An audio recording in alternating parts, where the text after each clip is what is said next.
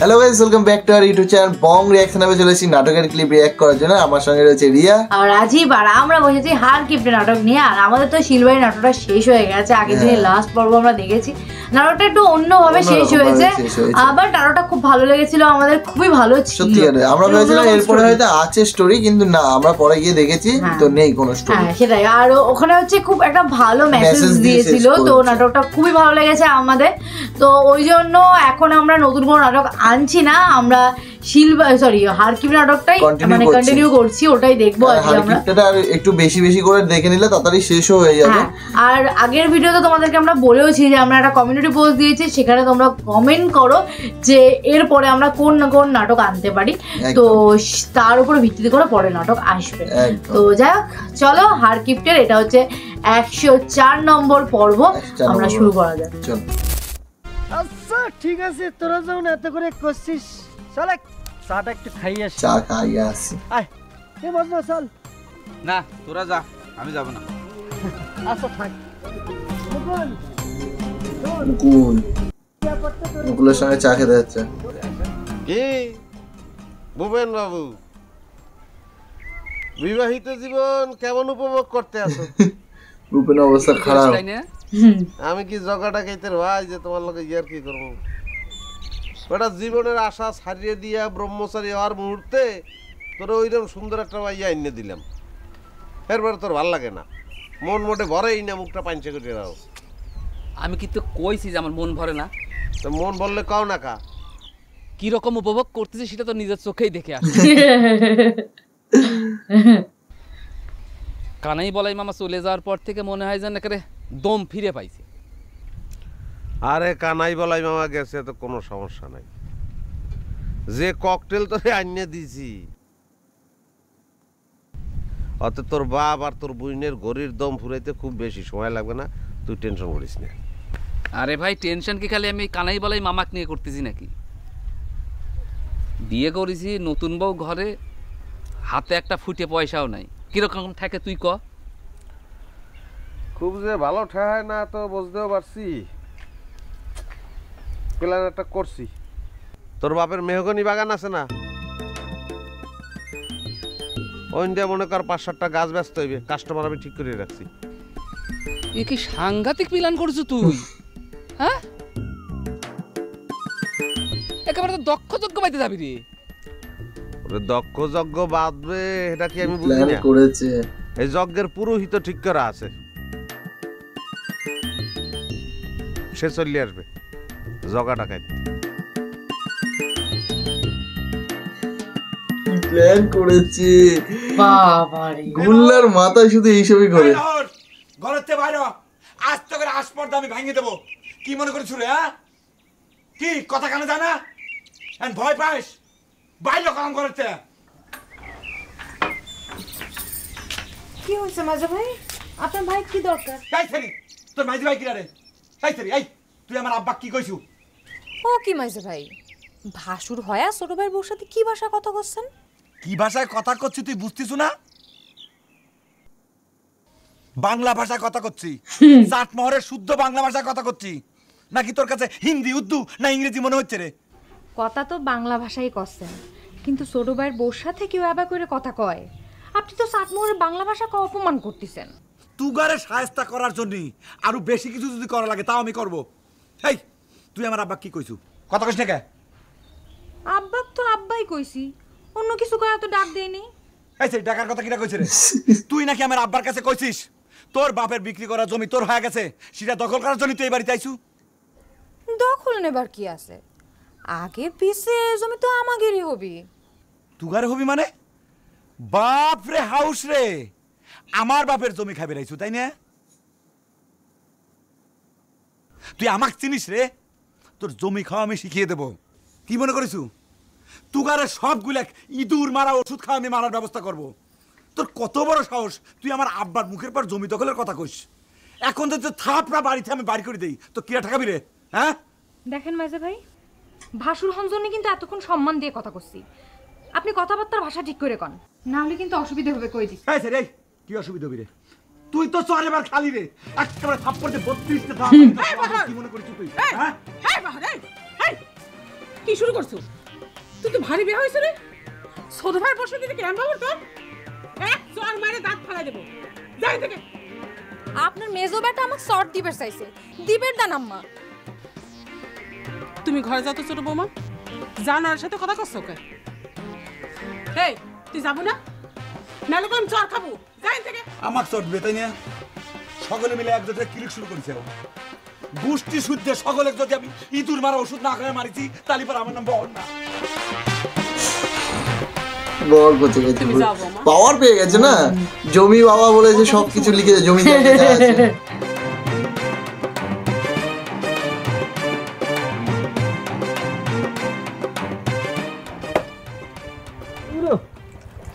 নহর গেলে বাড়িতে খাবে এবার মনে হচ্ছে ফরাদ এই দোকানটাকে একটু উন্নত কর না, 2-3টা চেয়ার বসার একটু ব্যবস্থা করে।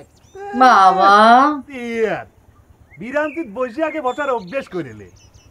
তুই কি মনে করেছিস যে বেঞ্চের উপর বসার আমাদের কোনো অভ্যাস নেই? ক্লাস 5 পর্যন্ত পড়েছি, কিসের উপর বসে তুই ক? আরে সেই বসার এই বসা কি এক রে নহর? হেনে বসে চা খাওয়ার অভ্যেসের কথা করছি। ওরে ফরহাদ, বিয়ের আগে থেকে চা খাওয়ার নেশা আমার। মজনুর দোকানটা বন্ধ হয়ে যাওয়ার কারণে চায়ের নেশাটা সুইটে গেছে, তাই তুই মজনুর দোকান একবার কিন্তু এই নিয়ে ভেজাল করে তোর দোকানের কাপ ভাঙে ফেলেছিলাম, মনে করে দেখ। বাহ, চায়ের রংটা তো খুব সুন্দর হয়েছে ফরাদ ভাই, একেবারে আমাদের ভাবির গায়ের রঙের মতো। কোন ভাবির গায়ের রঙের কথা করছিস রে মুকুল? এখন কিন্তু গ্রামের মধ্যে তোর মেলা ভাবি আইসে গেছে, সাথে 2-1জন বৌদিও।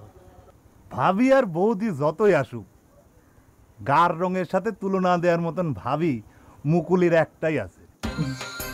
আমার মনে হচ্ছে ঝামেলা বাঁধবে কেন, সেটা হচ্ছে মতিহার ভাবি। ঠিক কইছে না রে মুকুল? হ্যাঁ, আমরা তো ধান্যঘাট থেকে আইছি। কিটা কইছে রে ফরহাদ যে আমাদের বউয়ের গায়ের রঙের তুলনা দেওয়া যাবে না?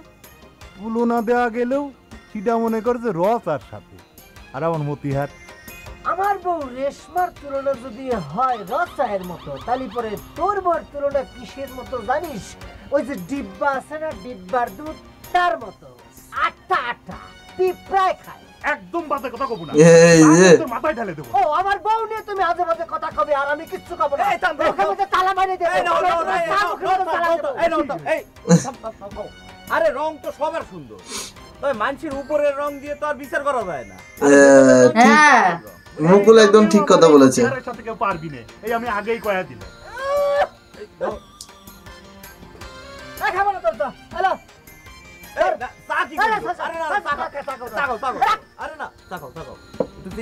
তারপরও আলকাত্তার মধ্যে চা বানাবার বড় বড় কথা কয়। চারে মিথ্যা আলকাত্তার মতো কি অবস্থা শিবানী না? শিবানীর মন খারাপ, মনে হচ্ছে বিয়ের পরে গ্রামে মনে হচ্ছে বেশি ভেজাল লেগে গেছে। এই যে মিলন সর্দি, আমরা কি তাহলে হারিয়ে গেলাম রে সর্দি? তো ঘরের মতো প্লেয়ার যে দলে থাকে, তা করে হারা ছাড়া কি অন্য কোনো গতি হয়? তাই না, আমি কথা কলেই তুই আমার উপর খালি রাগ দেখাস। মানে নরম কাঠের উপর সুতোরের বল, তাই না?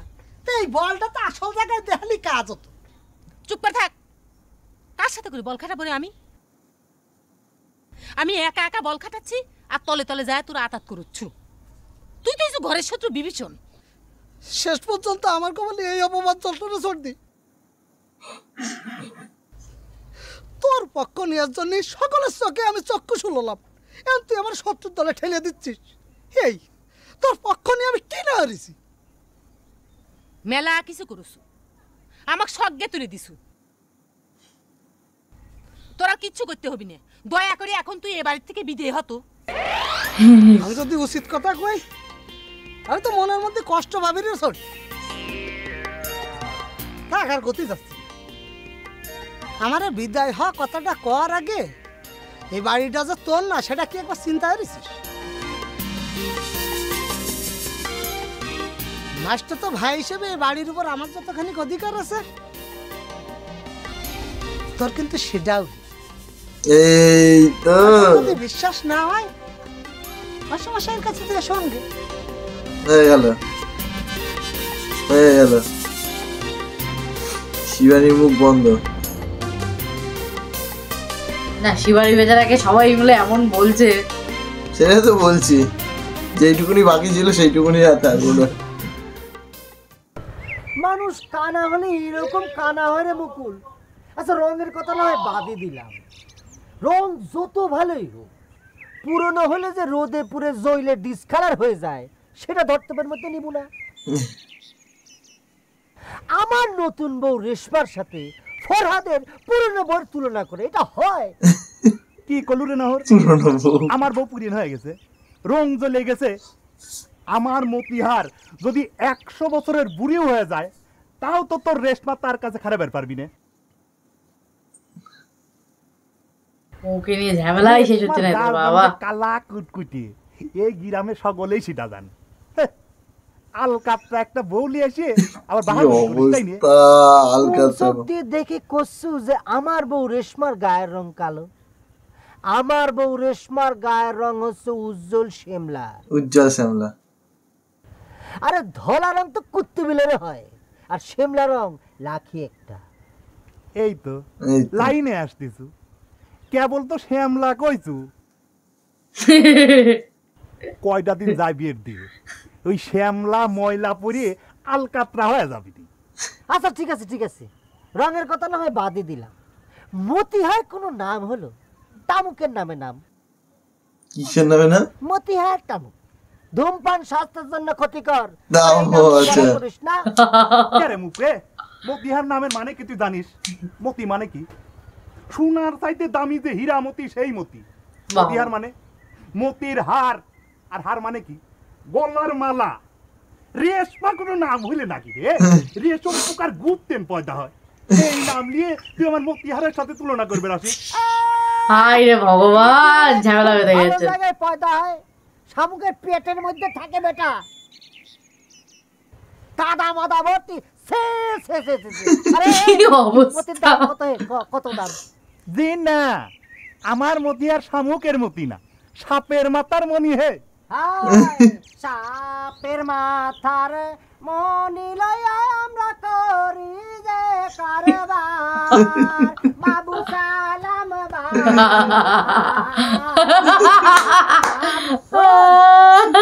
মুখ্য ফরা দিয়ে কথা কবি।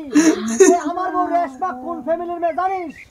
এই নহর ফ্যামিলির জামাই, বুঝতে পারছিস? ডাক্তারের বাইরে যায় চা খাগা যা, আমার দোকানে তোকারে কোনো স্থান নেই। আমার বন্ধু তারা উল্টে পাল্টা কথা বলবি, সব শালাক মারিয়ে মাথা মাথা ফাটা। হাত আছে কই সাবধান কথাবার্তা কবি। যা যাব না, এখানে বসবে, এটা তোর দোকান। তুই হন্ত যাবো কিনা? সাপের মাথা।